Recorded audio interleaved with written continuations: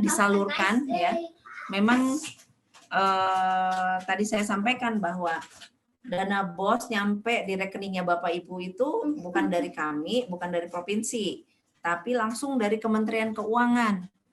Dalam hal ini diwakili atau melalui Kantor Pelayanan Perbendaharaan Negara KPPN di Serang. Nih, langsung masuk ke rekeningnya Bapak Ibu sesuai dengan tahap penyalurannya. Ya. Dan kalau sudah mengikuti persyaratan-persyaratan yang diminta. Gitu. Ya. Nah, setelah itu penyaluran dana BOS diinformasikan ke KPPN kepada PPKD Provinsi selaku BUD berupa notifikasi secara elektronik. Jadi begitu nyampe di rekeningnya Bapak Ibu, KPPN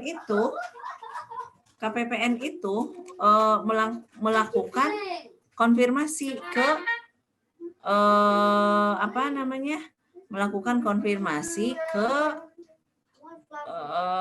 provinsi, BUD-nya provinsi.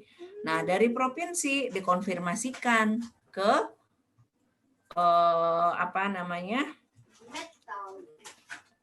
ke BUD kabupaten kota. Kemudian menerbitkan yang namanya SP2T.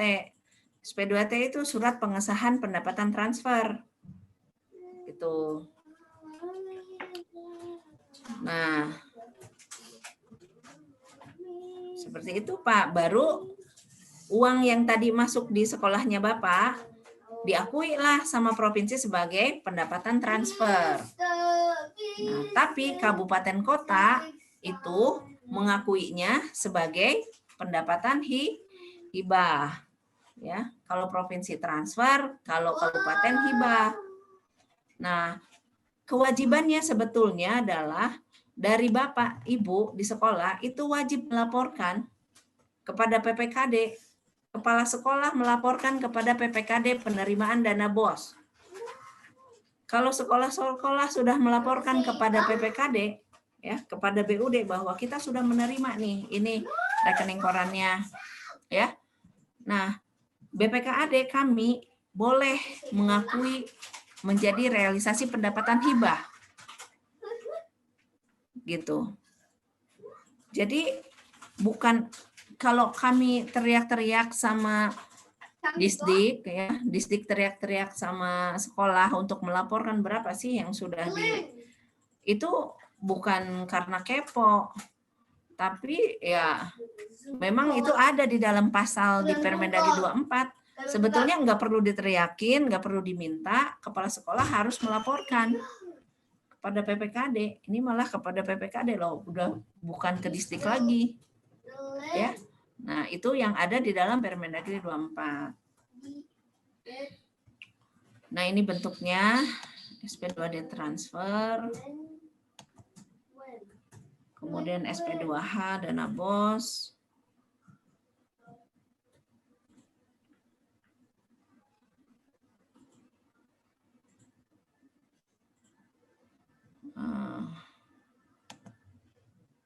Kemudian PPKD Kabupaten Kota menyampaikan informasi penerimaan dana BOS kepada PPKD Provinsi. Nah, jadi kami pun harus lapor kepada provinsi bahwa penerimaan dana BOS tahap 1 telah komplit sebesar sekian. Nah, nanti ada SPB hibah dana BOS mengakui realisasi belanja hibah dana BOS 13 April. Jadi yaitu semuanya saling terkait ya. Jadi memang lapor-melapor tuh ada. Jadi sekolah harus melapor ke PPKD, harus melapor ke Disdik ya. Kami juga harus melapor ke provinsi. Tujuannya untuk apa ya? Tujuannya hanya untuk menerbitkan dokumen sebagai bukti, dokumen bukti. Dokumen bukti ini perlu Bapak Ibu ketika ada pemeriksa eksternal seperti BPK, beliau misalkan dapat angka, tahu dari mana, nah kita punya bukti, segini Bu sebetulnya, ini buktinya. Nah gitu, itu pentingnya.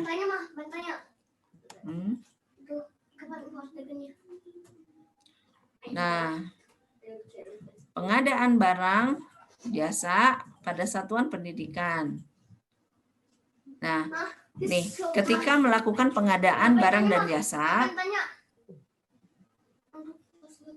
maka ya, bendahara dana BOS ya, teman-teman yang di sekolah nih, Bapak Ibu yang ada sekarang, wajib nih melakukan 3 hal ini, Bapak Ibu. Ini ada di Permendagri 24 ya. Harus gimana nih saya sebagai bendahara? Pertama, harus meneliti kelengkapan dokumen pembayaran serta bukti transaksi. Dicek dulu nota beli, apakah ada faktur pajak, adakah kwitansi, ya, gitu. Apakah barangnya betul itu,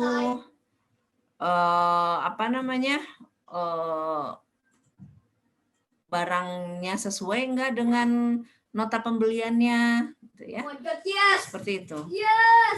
Kemudian menguji kebenaran perhitungan tagihan yang tercantum dalam dokumen pembayaran. Iya, lihat di kwitansi. Nilainya sesuai enggak dengan RKS nih? Ya.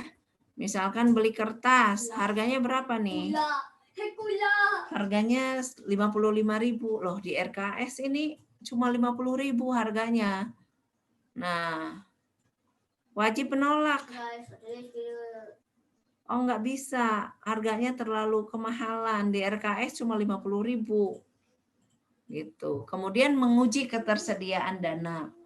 Nah, ketika kita tahu Januari Februari nggak ada dana, tiba-tiba diasrongin kwitansi, nota beli harus diganti. Aduh, Pak, dari mana bayarnya? Dananya nggak ada. Itu.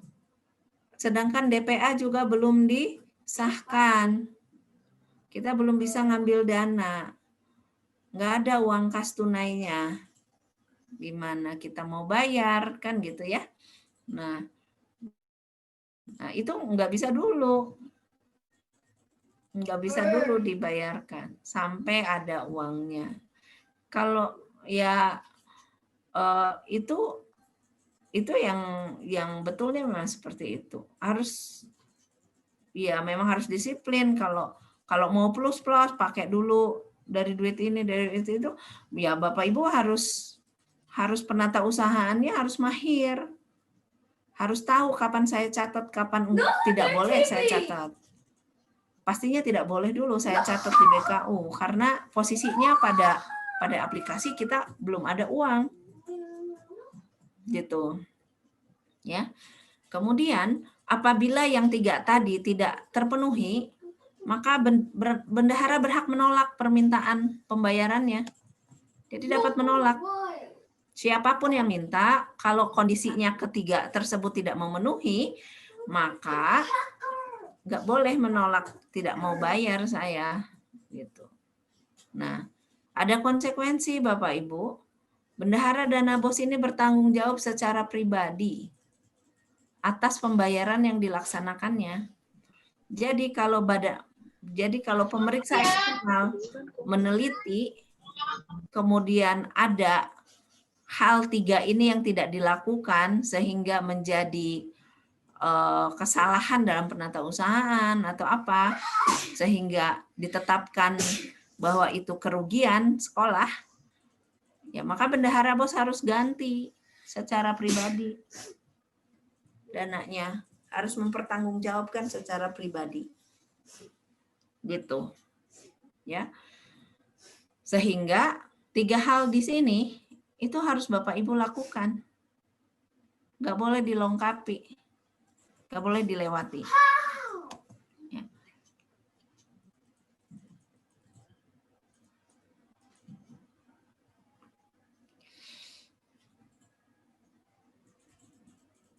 Nah,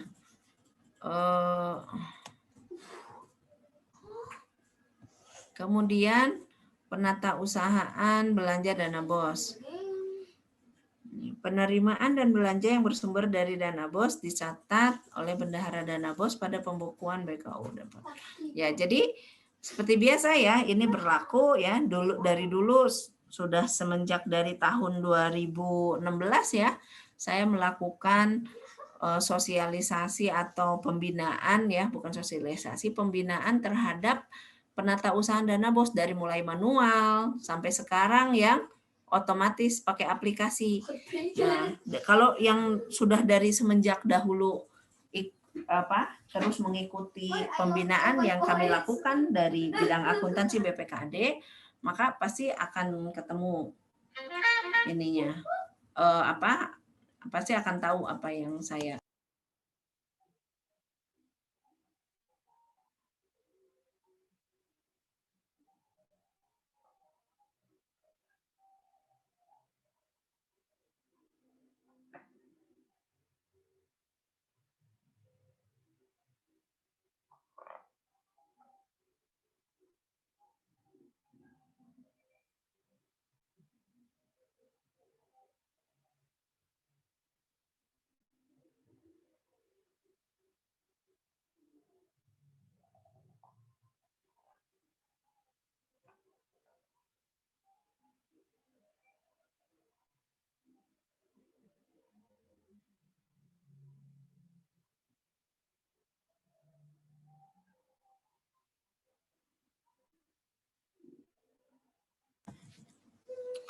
Oke, ya, karena sekarang menggunakan aplikasi, maka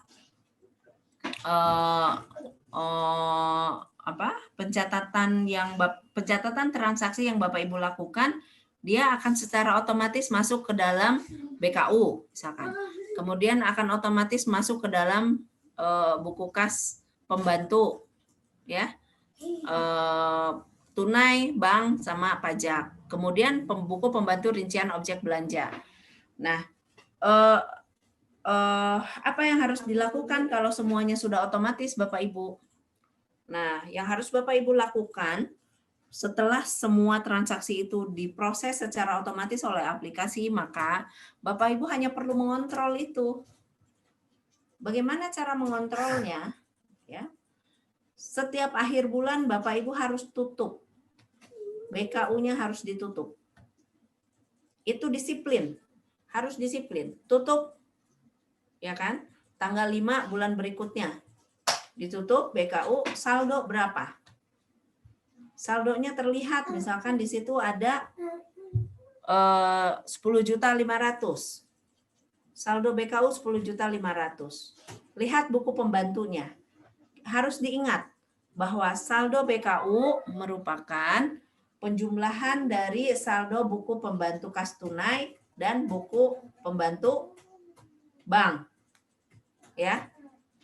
Nah, buku pembantu pajak kenapa enggak saya sebutkan? Padahal sebetulnya secara prinsip akuntansi, buku pembantu pajak itu terkait. Itu sebagai kontrol. Kenapa di aplikasi ini buku pembantu pajaknya 0? Karena dia otomatis nyatet. Begitu Ibu transaksi beli, langsung ada pemungutan pajak, langsung ada penyetoran pajak. Nah, di sini yang harus Bapak Ibu kontrol. SSP-nya ada enggak atas pajak itu? Nah, itu wajib ada. Itu harus dilampirkan di dalam SPJ yang terlampir dari BKU. SSP-nya harus ada. Angkanya di checklist. Oh, sama nih dengan oke, berarti buku pembantu pajak aku 0 karena udah saya setor semua SSP-nya ini. Ya. Nah, tinggal yang 10.500.000 itu apa? Ada di bank kah atau ada di tunai? Terlihat nanti. Kalau di tunai, kelihatan oh ini 10 juta. Kalau di bank, oh ini ternyata di bank 5 juta, di tunai 5.500.000. Klop, dijumlahkan jadi 10.500.000. Klop saldonya. Kemudian apalagi kontrol ketika bulan berikutnya ada belanja. Ya. Ada belanja, ada tagihan ke bendahara. Lihat di buku pembantu rincian objek belanja. Misal siapa ya, kepala sekolah lah atau wali kelas mana gitu. Saya minta kertas HVS, pensil, buku tulis. Ya kan, saya udah belanjain. Gitu kan. Lihat pembelian ATK, anggaran berapa? Di buku pembantu rincian objek itu ini kayak buku besar kalau di akuntansi. Misalkan ATK, Ya, ATK itu di dalamnya ada apa? Beli HVS, beli bolpen, beli buku tulis. ATK itu gitu. Ya. Berapa anggarannya dalam setahun? Anggarannya dalam setahun misalnya 30 juta. Ya kan? Nah, udah terbelanjakan berapa selama bulan kemarin itu ada di dalam buku pembantu rincian objek belanja. Oh, bulan kemarin udah dibelanjain 5 juta. Sekarang masih ada saldo untuk belanja ATK 25 juta. Oh, berarti masih bisa dibayarkan. Seperti itu, Bapak Ibu. Fungsi-fungsinya ini, fungsi-fungsi buku-buku ini yang harus Bapak Ibu kuasai. Sebagai apa? Kontrol, pengawasan, pengendalian. Ya. Nah, kemudian setiap akhir bulan dilakukan nih penutupan kas. Nah, ini harus melampirkan bukti belanja yang sah plus SSP-nya ini dan lengkap. Ini wajib, harus wajib dilakukan tutup buku, tutup BKU. Karena untuk apa? Untuk pengendalian Bapak Ibu. Pengendalian benar nggak saya menata usahakannya? Sehingga silpa-silpanya Bapak Ibu itu bisa dengan cepat kita bisa akui, kita bisa belanjakan. Karena apa? Karena penata usaha saya udah bagus, baik, reliable, handal. Ya. Nah, kemudian dalam hal terdapat penerimaan dan belanja lain selain dana BOS, pencatatan dilakukan pada BKU buku terpisah. Nah, di dalam sini, di dalam Permendagri 24, minta dilakukan terpisah. Ya wes nggak apa-apa. RKAS kan bisa melakukan pemisahan BKU dan buku pembantu kas. Tapi ada tapinya. Saldo BKU-nya Bapak Ibu tidak bisa dapatkan secara global. Jadi harus satu-satu. BKU dari dana BOS reguler berapa sisa? BKU dari dana BOSDA berapa sisa? BKU dari sumber dana lainnya, misalkan Silpa, berapa sisanya? Buku pembantu kasnya masing-masing. Nah, itu Bapak Ibu harus jumlahkan, jumlah jamleh keseluruhannya benar enggak? Yang tersisa uangnya segitu. Sesuai BKU-nya, saldo BKU-nya. Nah, kalau nggak mau repot, berarti Bapak Ibu harus klik menu BKU gabungan. BKU gabungan kelihatan langsung jelek, sisanya sekian, Bapak Ibu hanya tinggal tracing. Ini sisa dana BOS mana ya? BOSDA kah? BOS reguler kah? Atau Silpa tahun lalu? Tinggal diklik BKU dari dana BOS reguler. Ada sisa enggak? Oh, enggak ada, 0. Oh, berarti ini BOSDA. Gitu, Bapak Ibu. Ya. Jadi, harus benar-benar menguasai aplikasi dan fungsi dari elemen-elemen penatausahaan, buku-buku penatausahaan ini. Ada yang mau ditanya?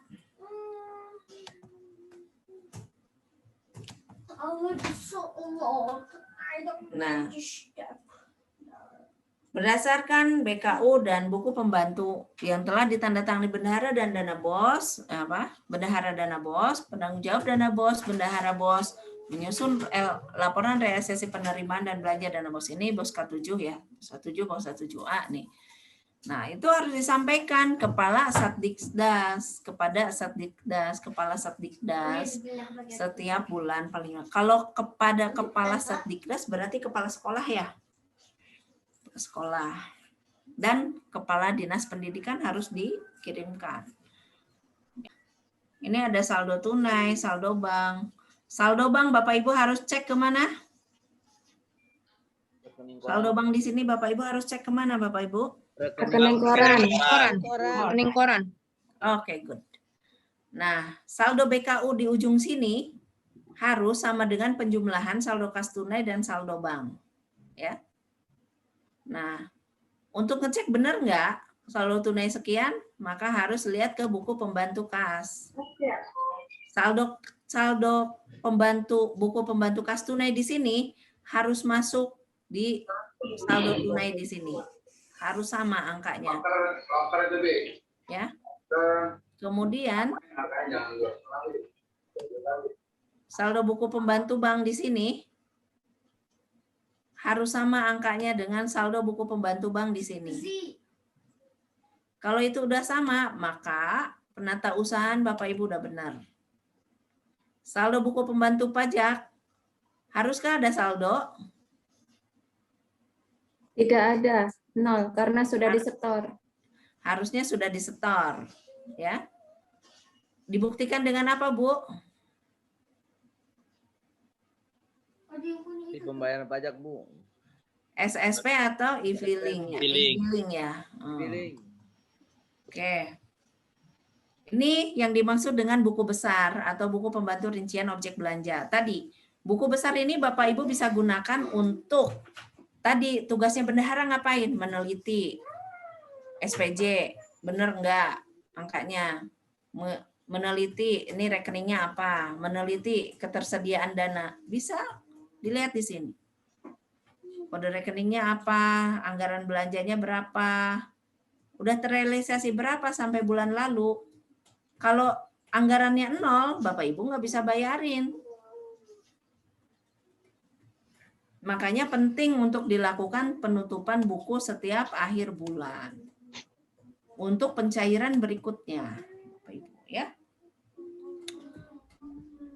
Nah, berdasarkan laporan LRA, sebentar ya, sayanya agak sakit kepala ya.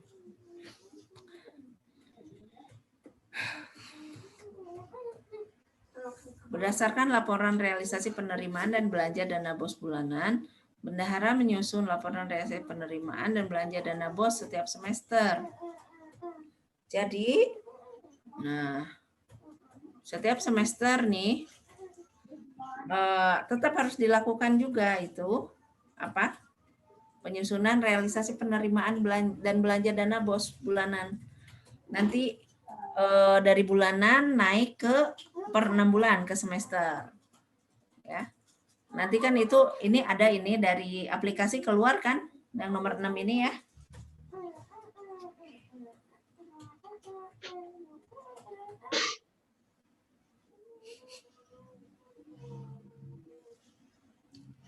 Nah, dari aplikasi ini harusnya ada untuk laporan realisasi penerimaan dan belanja dana BOS. Tiap semester nih ada. Kemudian, Kepala Satdikdas Negeri menyampaikan laporan realisasi penerimaan dan belanja dana BOS setiap semester pada Kepala SKPD. Melalui bendahara pengeluaran SKPD, kabupaten atau kota. Oke.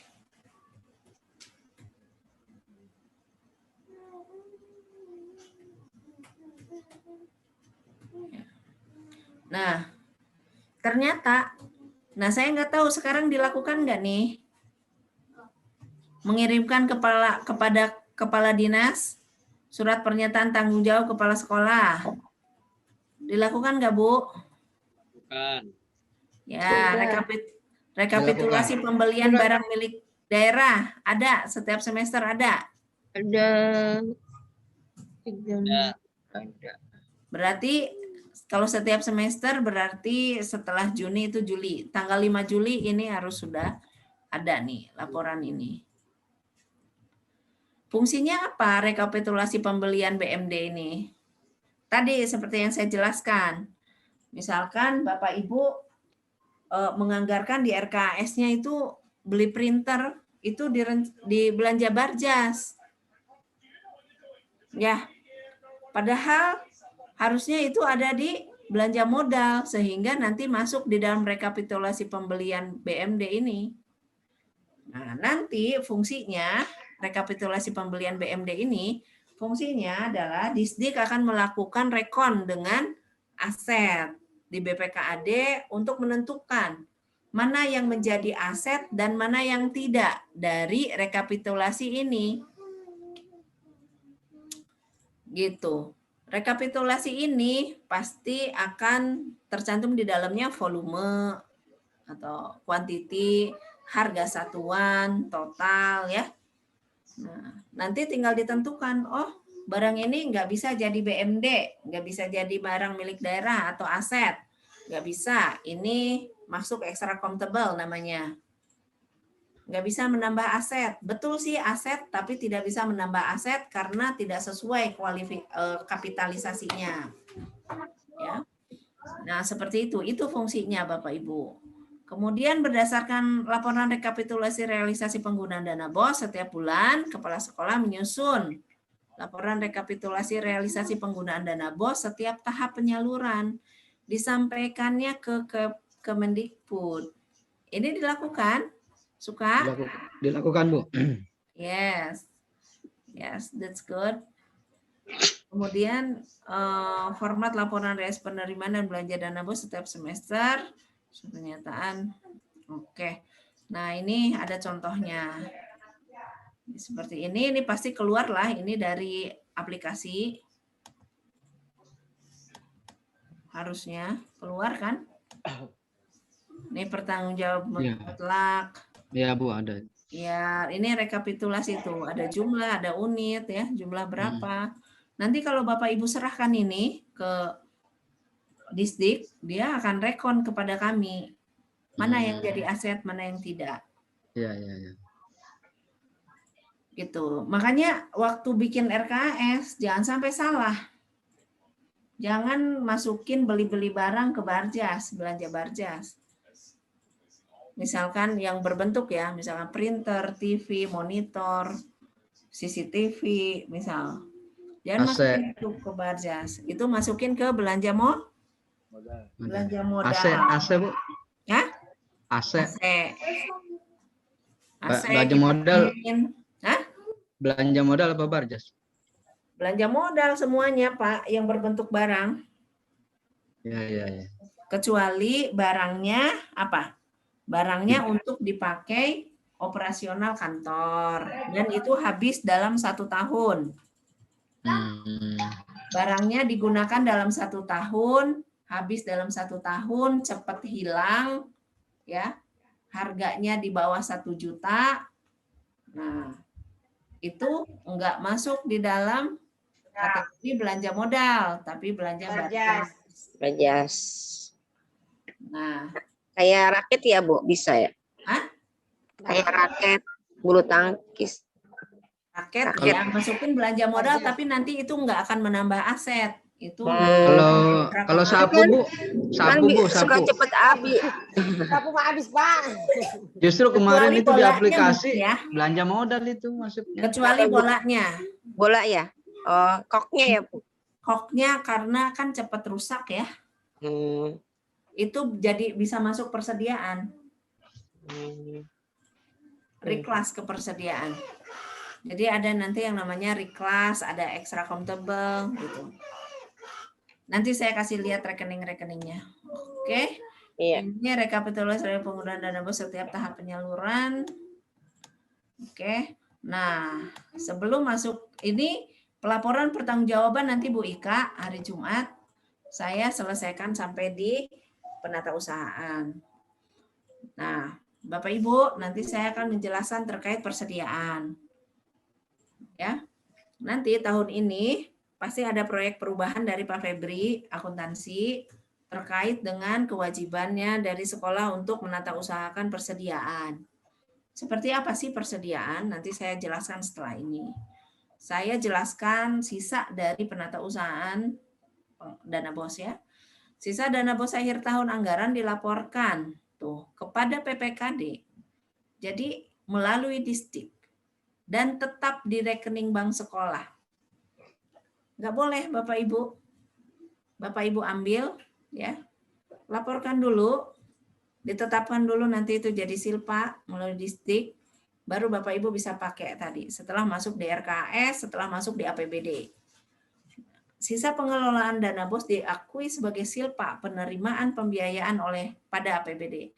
Jadi sama kami ini nanti akan diakui dulu dari sebagai pembiayaan, penerimaan pembiayaan. Jadi ada masuk uang dari silpa dana BOS sebesar sekian, nanti itu akan digunakan lagi untuk dana BOS, menambah lagi pada anggaran dana BOS untuk belanja dana BOS. Nah, Tapi harus kami catat dulu. Ya. Kemudian pengakuan silpa dilakukan setelah laporan keuangan SKPD direview. Jadi pengakuan silpa dilakukan setelah LK Disdik, laporan keuangan Disdik direview oleh inspektorat. Nah, pada saat ini saya tidak tahu apakah inspektorat ngeh terhadap ini untuk menentukan silpa, untuk menetapkan silpa. Nah, kemudian sisa pengelolaan dana BOS yang telah diakui dapat digunakan. Nah, silpa pengelolaan dana BOS itu diakui bentuknya seperti apa? Setelah dicatat nih sebagai silpa penerimaan pembiayaan pada APBD. Berarti pada tahun 2021 ini sampai Juni, silpa 2020 Bapak Ibu nggak bisa pakai sampai itu masuk di dalam APBD. Nggak boleh. Dipakainya nanti setelah masuk dalam APBD, masuk RKAS, masuk RKA, ya baru Bapak Ibu bisa belanjakan. Itu, nah yang dapat digunakan tahun berpedoman pada juknis dana BOS tahun berikutnya. Betul, berpedoman pada juknis dana BOS yang dikeluarkan oleh Permendikbud. Jadi seperti itu ya Bapak Ibu. Jelas ini? Ya Bu, jelas. Oke, Cuma sedikit Bu, maaf Bu ya. boleh. Dalam silpa ini memang sering terjadi gitu, terutama belakangan ini terkait karena memang dalam penginputan atau realisasi di Arkas itu yang kadang-kadang kita ada kesulitan yang pada akhirnya muncullah saldo gitu, yang sebelumnya sih belum pernah selalu habis gitu. Nah, kemudian yang ingin saya tanyakan dari besar silpa itu sendiri, apakah ada gitu toleransi atau ketentuan nilai rupiah bermasalah atau tidak gitu ketika silpa itu muncul? Tadi yang Ibu sampaikan ketika silpanya sedikit ya, seolah-olah tidak terlalu bermasalah karena memang di dalam akuntansi itu tidak soal ada silpa itu. Jadi katakanlah jangan jadi momok. Tapi ketika silpa itu besar di atas 10 juta katakan, nah apakah itu bermasalah atau tidak menurut Ibu? Atau menurut ketentuan peraturannya? Sebetulnya tidak ada Pak ketentuan yang secara tegas silpa tuh harus segini. Ya, silpa tuh harus di bawah 10 juta gitu. Enggak ada secara ini ya. Tadi sempat disampaikan bahwa silpanya di bawah 10 juta itu ada di kas tunai ataupun di bank, itu enggak masalah. Enggak masalah. Akan tetapi level apa ya? Level toleransi dari Badan Pemeriksa Keuangan tuh biasanya adalah 5% dari total anggaran. Total anggaran yang diterima Bu ya? Iya, misalkan Bapak nerima ya 200 juta, 5%-nya itu berapa? 10 juta. Toleransi dari pemeriksa melihat bahwa oh itu sudah cukup bagus tuh ketika tersisa 5% misal. Itu sih Pak. Ya. Kalau secara akuntansi ataupun aturan kebijakan nggak ada sih Pak, harus sekian silpa gitu.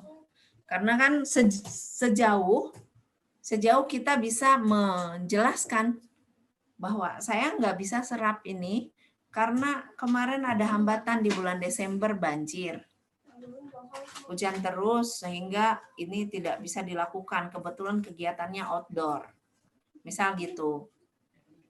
Ya, jadi Ya Bu, maksudnya tadi ketika kalau misalkan 5% itu katakan normal lah katakan bisa diterima gitu. Tapi ketika di atas 5% atau lebih dari 10% mungkin gitu. Itu yang menjadi kenapa bisa terjadi seperti itu. nah, sejauh Bapak bisa menjelaskan dan itu bisa diterima sih nggak masalah, Pak. Hanya, Ya siap Bu, makasih.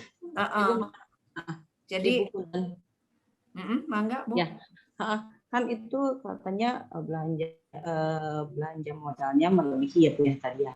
Ada yang lebih dari 5%. Sedangkan di BOS itu kan di Jukri tidak ada ketentuan berapa persennya gitu. Enggak, Bu. Maksud saya lebih 5% itu karena kebetulan saja. Oh gitu. Ada kebetulan aja. Misalkan anggarannya 200 juta, ternyata realisasinya 210 juta. Oh gitu. Ya. Ya udah. Sehingga kan itu realisasinya bukan 100% tapi 110% misalkan. Oh gitu. Jadi Iya, iya. kelebihan. Jadi itu bukan ketentuan, itu kebetulan saja. Oh iya. Ternyata dari akumulasi keseluruhan sekolah ya ada pembelanjaan lebih dari anggaran belanja modal sebesar 10%. Makanya enggak bisa 7%, bisa 6%. Nah, itu karena apa? Yang tadi saya bilang penggunaan silpa. Penggunaan silpa yang belum ditetapkan. Iya. Belum diakui. Tapi Bapak Ibu udah belanjakan. Padahal belum dimasukkan ya. Belum dimasukkan dalam Belanjakan. APBD. Iya. APBD belum dirubah, belum ditambah dengan silpa-silpanya sekolah. Gitu. Ya, paham. Langsung dibelanjakan. Nah, terlihat seolah-olah lebih besar. Anggarannya ini duitnya dari mana kan? Kalau Iya. LSM, wartawan melihat itu kan langsung disorot, Bu. Iya, betul. Mana nih duitnya nih? Kok bisa lebih dari anggaran gitu? Padahal dia nggak tahu ada silpa-silpa dari dana BOS tahun lalu yang belum diakui, belum dicatat sama sekolah dalam RKAS-nya, belum dicatat dalam RKA oleh Disdik, belum dicatat dalam APBD dalam Pemda. Gitu. Makanya di sini saya sampaikan harus tetap di rekening bank sekolah atau di kas tunai. Terlangkung itu pas kebetulan ada di kas tunai atau ada di rekening bank, nggak boleh dulu dipakai. Pokoknya intinya uang silpa itu nanti setelah kita dianjurkan untuk membuat arka silpa dan disetujui barulah kita gunakan. Yes, ya, seperti itu Bapak Ibu. Ya. Nah, tahun lalu kebanyakannya langsung pakai, sehingga ya itulah di LRA-nya Pemda terlihat seperti itu. Ya, mungkin sedikit. Tapi 5% dari 100 miliar gitu kan lumayan juga ya. Banyak.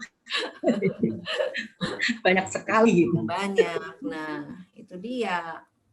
Atau bisa juga yang salah. Harusnya dia belanjakan Barjas, tapi dia belanja modal. Tidak komit dengan RKAS-nya. Begitu, Bapak Ibu. Hati-hati ketika menyusun RKAS. Oke, saya masuk ke persediaan ya. Saya kasih gambaran terkait persediaan. Oke, saya share terkait, kita akan bicara mengenai persediaan ya. Karena ini tahun ini harus sudah Bapak Ibu belajar untuk menata usahakan persediaannya.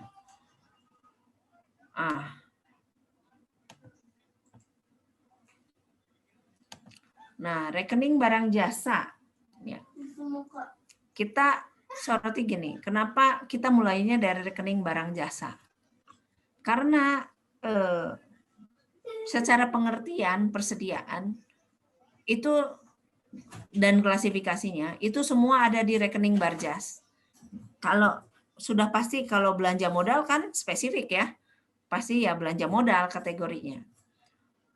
Belanja pegawai apalagi, nggak mungkin belanja pegawai jadi kita catat sebagai persediaan. Ya. Nah, dari belanja Barjasnya Bapak Ibu harus bisa menelaah pertama ada rekening apa saja di situ. Bahan pakai habis 522010001. Apa sih dia? ATK.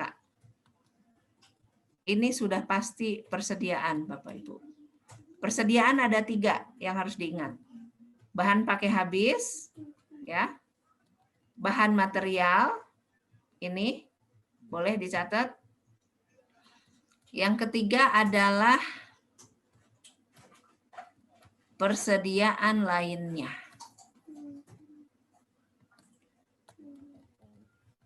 Ini. Nih. Ini. Ini adalah kategori persediaan, Bapak Ibu. Ini kategori persediaan.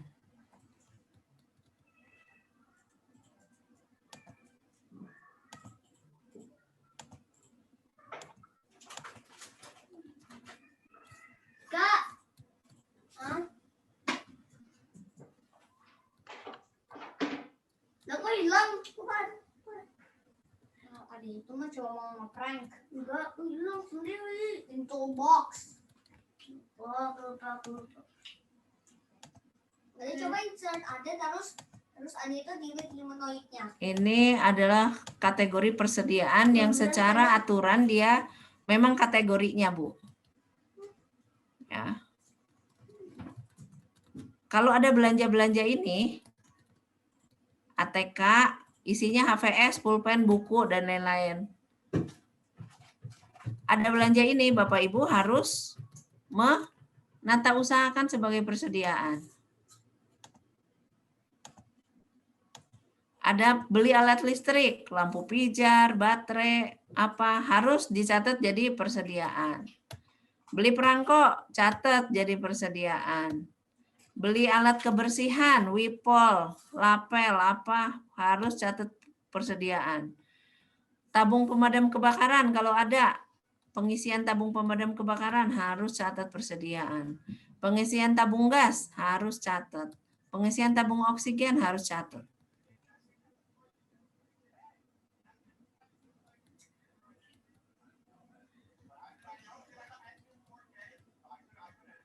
Nah, belanja bahan baku bangunan. Bahan material apa aja di dalamnya? Adanya apa aja ini? Di dalamnya tuh ada ini bahan baku bangunan, bibit tanaman, bibit ternak, bahan obat-obatan, bahan kimia, tropi, piagam, hadiah, pembuatan plakat, dekorasi, bibit ikan, material pertanian, material olahraga, material pendidikan, ya. Ini persediaan Bapak Ibu. Jadi harus dicatat jadi persediaan dan harus punya buku persediaannya masing-masing barang. Masing-masing barang dari sini ini harus ada buku persediaannya.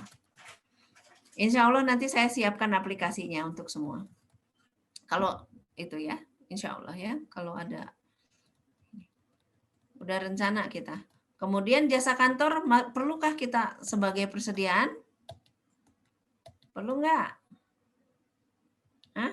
Perlu Bu. Pak? Bagaimana kita mencatatnya belanja telepon, Pak? Kalau itu kan itu kayak di belanja telepon mungkin kayak nggak ada sisa kali Bu ya. Nah, bukan soal nggak ada sisa ya, tapi belanja telepon nih, apakah kita sudah bayar lebih dulu? Iya itu. Ya. Kalau beli ATK kan kita bisa beli di awal gitu ya. Ya. Kemudian ada stok, ada stok yang disimpan. Barang gitu ya. Ya, betul. Nah, ini nggak bisa kita jadikan sebagai persediaan. Ya, rata-rata ini dibayar sesuai kebutuhan. Kita nggak menstok. Kita tidak lakukan stok atas barang-barang ini yang ada di jasa kantor. Kalau perawatan kendaraan motor gimana? Perlukah kita akui dia sebagai persediaan? Tergantung. Adakah aset kantor di sekolahnya Bapak Ibu? Nggak ada. Nggak ada. Kalau nggak ada berarti ya nggak ada ya ini ya. Ini bukan persediaan. Ini hanya untuk yang ada perawatan kendaraan bermotor, yang ada buku persediaannya itu hanya di LH Bina Marga. Karena apa? Karena mereka beli suku cadang banyak, kemudian beli bensin banyak. Nah, mereka harus catat itu jadi persediaan. Dan mereka belinya di awal. Sekaligus beli 300 juta, beli 100 juta. Nah, mereka catat barangnya apa saja. Itu repotnya di ini ya. Kalau pakai kita menstok, kita ada workshop, itu repotnya. Kita harus tanggung jawab. Cetak penggandaan persediaan bukan nih, Bapak Ibu? Persediaan. Bu, persediaan. Harus kita masukkan sebagai persediaan meskipun ya, meskipun mungkin berada di luar kategori bahan material. Tapi karena belanja cetak penggandaan ini kita sudah bayar dan barangnya kita simpan, maka harus kita apa? Harus kita catat persediaannya. Cetakan khusus misalnya rapot, Ya, buku rapot, buku rapot. ya. Cetakan pakai habis misal apa? Kop surat, amplop, ya, Ustaz. gitu. Penggandaan cetak, ya. Cetak apa? Cetak brosur, cetak formulir, penerimaan murid, PPDB. yes. Semuanya cetak pendanaan. Merja ini ya kan Ustaz? Ini merja kan Ustaz?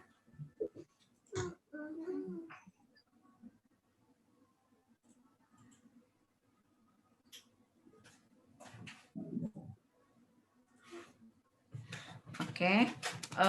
Kemudian ada apa lagi? Di sini sewa rumah ya enggak ya, sewa sarana mobilitas juga enggak. Yang sewa-sewa kita nggak bisa catat. Nah, makan minum, this is the problem. Makan minum ini saya tanya, kalau mekanismenya Bapak Ibu lakukan kontrak di awal, saya kontrak setahun, siapin makan minum saya setiap hari. Nah, Bapak Ibu harus catat ini sebagai persediaan. Ya. Tapi kalau belinya melalui reimburse atau GU, kwitansi biasa, kita nggak perlu mencatat karena biasanya langsung habis. Ya, pas kegiatan. Pas kegiatan, ya. Kecuali Bapak Ibu nyetok kopi, gula. Ada nyetok itu nggak? Kalau untuk yang sekarang kayaknya ada deh Bu, kan diperbolehkan di situ. Kalau tahun kemarin kita nggak, hanya itu aja kegiatan saja. Kalau tahun ini kayaknya ada sih dimasukkan kemarin. Sebetulnya itu harus bisa untuk dicatat. Iya. Nah, ya. Tapi biarlah itu nggak usah kita catat aja, terlalu perintil ya. Iya. Pakaian kerja. Nggak Bu, nggak ada kalau Bu. Pakaian adat, pakaian olahraga, pakaian paskibra, korps. Kalau Bapak Ibu simpen pakaian ya di sekolah, harus catat persediaan Bapak Ibu. Ya. Contoh ini ya, pakaian paskibra, olahraga, adat daerah, harus disimpan sebagai persediaan. Ya, itu. Terus perjalanan dinas enggak lah, pemeliharaan kantor nih. Nah, Bapak Ibu biasanya kan apa namanya, enggak lakukan stok ya untuk pemeliharaannya. Kan itu apa namanya, insidensial aja. Jasa ya, yes.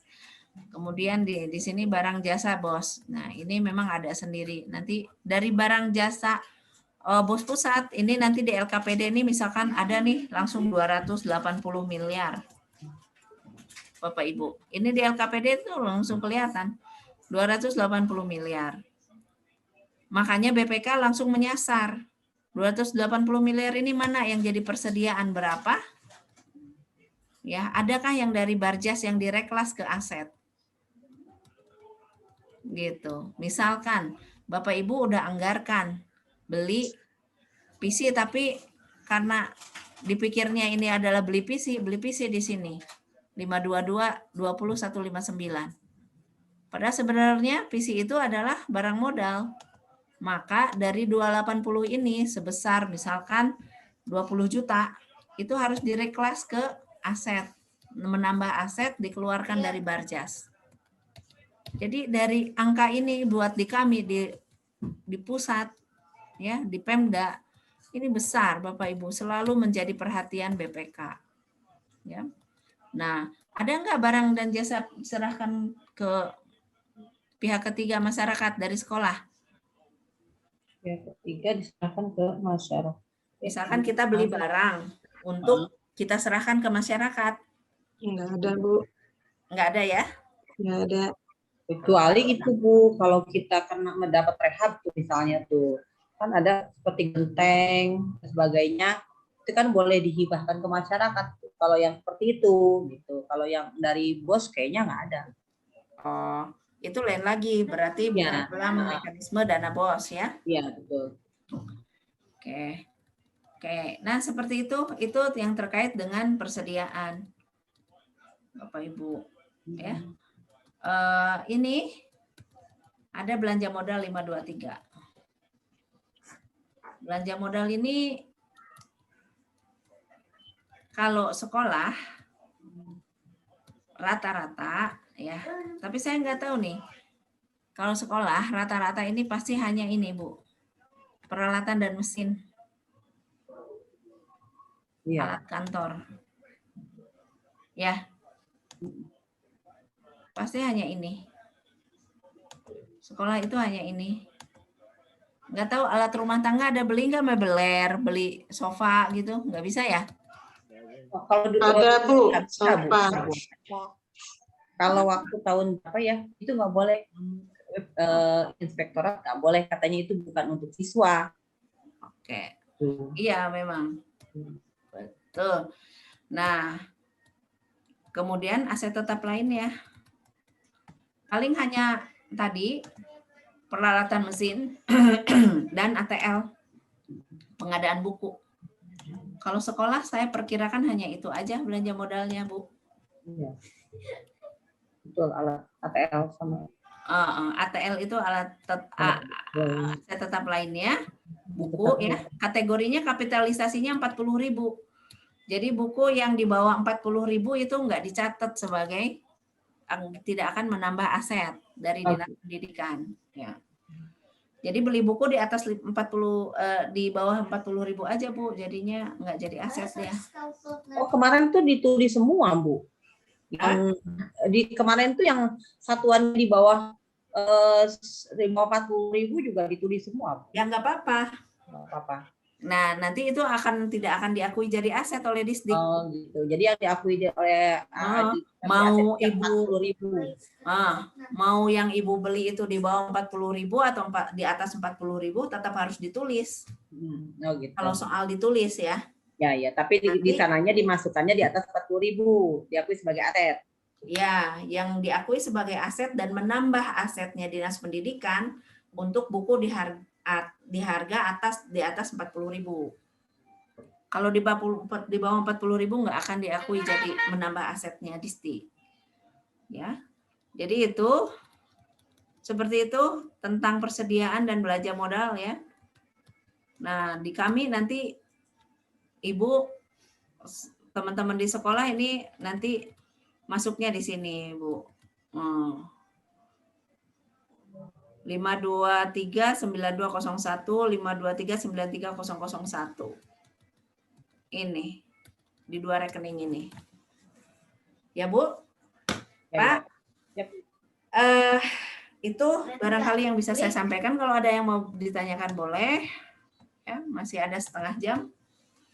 Nah, cara nyatet contoh buku persediaan seperti apa sih di Excel? Ini saya contohkan seperti ini. Jadi yang namanya buku persediaan, Bapak Ibu, buku persediaan itu satu barang, satu buku. Kalau ada 30 barang, berarti ada 30 buku. Kita namakan saja buku persediaan. Sebetulnya bentuknya bukan buku, tapi bentuknya hanya berupa satu lembar aja gitu. Tapi kita namakan itu persediaan, buku persediaan. Contohnya kita bikin di Excel seperti ini, nanti ada beberapa sheet, misalkan sampai 30 sheet, isinya adalah buku persediaan HPS, buku persediaan pulpen, buku persediaan barang cetak, buku persediaan apa. Tapi nggak boleh menyatu dengan barang lain, ini harus per barang dicatatnya. Misalkan nih HVS F4 80 gram, satuannya RIM. Ada beli tanggal 20 April, beli di toko HVS Merdeka 10, harga satuannya 50.000, masuk deh di saldo jadi 10, nilainya berapa? 500.000. Ada barang HVS lagi keluar untuk kelas 6, 3.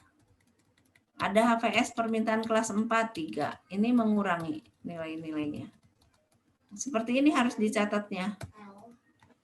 Per barang, per buku. Jadi nggak boleh disatukan satu buku persediaan bermacam-macam barang. Harus satu barang. Gitu. Satu buku, Ya. satu barang gitu. Ya. Kalau kertas aja gitu Bu ya. Apa? Iya, satu buku, satu barang. Berarti Ah. kalau kertas HPS aja gitu. Yes. Oh.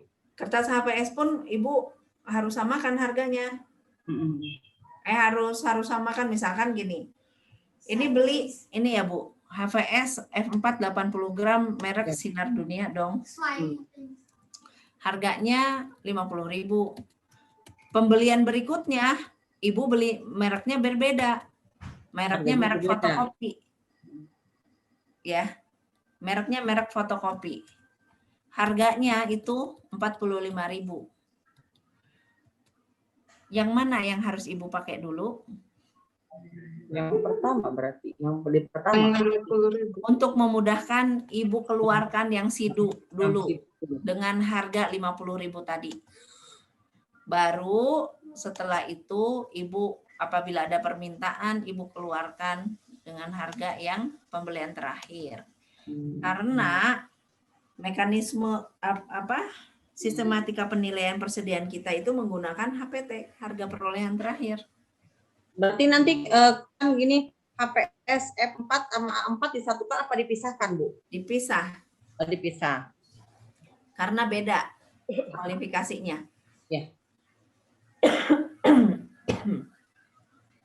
Kalau kualifikasinya berbeda, bukunya harus berbeda, buku persediaannya. Gitu ya, Bu. Itu ada yang mau ditanya? Yang lain boleh? Saya bertanya. Boleh, Bu Mei? Sebentar. Untuk ATK Ibu, untuk ATK kan dijadikan satu ya, bukan lagi per kegiatan. Nah, itu inputnya ke Arkas itu apakah harus disertakan ATK ini untuk apa gitu? Misalnya tadi saya baca di contoh Ibu, misalnya beli kertas A4 untuk kegiatan ini, untuk beli kertas F4 untuk PPDB, biasanya apakah harus seperti itu kalimat belakangnya? Enggak. Supaya nanti pas BKU-nya lebih jelas gitu. Terima kasih. Berarti Bu, kalau Ibu udah berupa bentuk kegiatan pembelian bahan pakai habis, satu kegiatan aja di dalam kegiatan nggak perlu, ya nggak usah Bu. Jadi Ibu masukkan ke dalam buku, ketika Ibu sudah belanja bahan pakai habis untuk ATK, belanjanya apa saja? HPS, pulpen, buku ya, dan lain-lain ini. Ibu bikin buku persediaannya masing-masing barang ini. Bikin buku persediaannya. Setelah itu ketika beli, Ibu masukkan pembelian kertas HVS masuk berapa? Harga satuannya berapa? Satuannya apa? Rim. Ya. Bukan lembar loh. Kalau lembar berarti Ibu harus hitung setiap kali keluar, Ibu hitung berapa lembar. Satuannya rim. Ya. Masukkan di sini, Bu. Nanti di sini tambahkan lagi sheet-nya apa? Ini buku persediaan bolpen.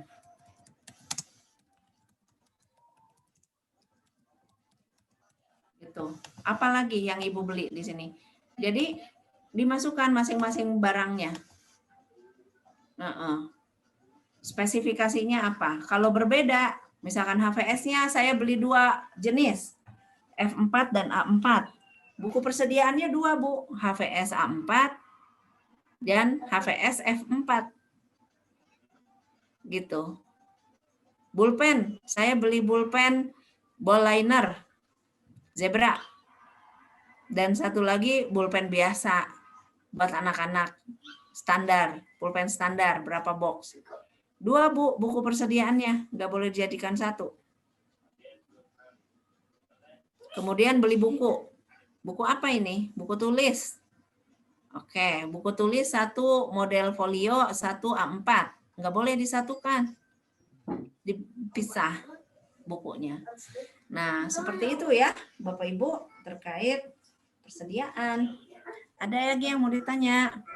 Bu, saya mau Enggak, Bu. tanya. Kalau untuk di Arkasnya, Ibu. Mm-mm. Untuk di Arkas kan ATK harus dijadikan satu. Tidak lagi per kegiatan seperti tahun sebelumnya. Nah, itu pembelian ATK tersebut, apakah kita pada saat input ke Arkas itu di belakangnya itu ditambahi kalimat untuk kegiatan ini, itu. Apakah harus begitu? Kan tadi saya udah bilang, nggak usah Bu, karena itu kan udah dianggap sebagai pembelian sekretariatnya sekolah. Terserah Ibu mau pakai untuk apa. Ya, terima kasih, Bu. Iya, gitu. Bentar, Bu, saya mau bertanya bentar. Silakan. Ini Bu, masalah untuk persediaan barang ini, untuk penugasannya di sekolah itu orangnya berbeda kan Bu ya sama bendahara Bu ya? Harusnya. Betul tidak Bu? Betul. Ya, ya. Terima kasih. Silakan ditunjuk siapa. Ya, ya Bu, terima kasih. Bendahara yang belanja. Ya, Nanti jeruk makan jeruk. Belanja bendahara yang belanja, bendahara yang catetin persediaan. Nanti bendahara juga misalkan kalau pemeriksa mapan. Kalau orangnya yang sama antara belanja dan yang menata usahakan, maka jeruk makan jeruk. Ya tuh Bu, ya Bu. mau Bu. Bendahara aja yang dilimpahkan Bu. Iya, tunjuk yang lain. Nggak ada yang pokoknya- mau Bu. Pokoknya guru yang lain lah. Pokoknya nih, kamu catat ini, persediaannya gini. Catat nih, barangnya udah saya beli nih, gitu. Tiap kali ada yang mau minta barang, kamu harus catat di sini. Perlu tanda tangan nggak Bu yang ngambilnya itu? Nah, sebetulnya di kami ada SOP, Pak. Di kami itu ada SOP dalam perbub kita, bahwa untuk yang mau minta barang, itu harus mengirimkan. Ini SOP-nya kita. Nih, ini ada surat perintah mengeluarkan barang kalau kita kalau di sekolah mungkin kepala sekolah ya, harusnya. Kalau di SKPD, kepala OPD. Kemudian ini formulir permintaan barang. Ada formulir permintaan barangnya. Harus diketahui, disetujui oleh kepala sekolah. Yang mengajukannya guru siapa. Nanti di ACC enggak. Gitu. Di ACC enggak nih sama Pak Kepala Sekolah untuk ngambil barang. Nanti ada catatan di sini. Silakan diambil, sesuaikan kuantitasnya. Gitu. Nah, baru nanti surat perintah mengeluarkan barang dikeluarkan oleh orang yang memegang barang itu. Oh, dia mintanya 10 rim, tapi kita cuma ada 5 rim. Berarti banyaknya hanya tinggal ditentukan aja ada berapa di gudang. Gitu ya. Nah, ini buku persediaannya. Ini contoh buku persediaan. Sama dengan yang tadi saya catat di Excel. Seperti ini, boleh?